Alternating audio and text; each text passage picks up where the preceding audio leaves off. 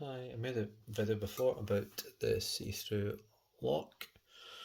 I did use a rake before and it was super easy, just went straight in. So I'm now going to individually pick these pins.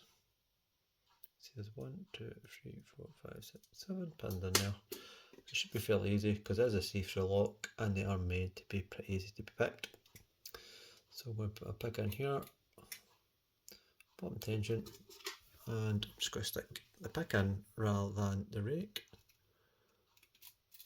That's number 1 pin, 2 pin, 3 pin, 4 pin, 5 pin, and it's open. So they are designed to be pretty easy, it's just 1 pin after that and it opens. Not all padlocks will be like that, but yeah, very good to start with, very easy.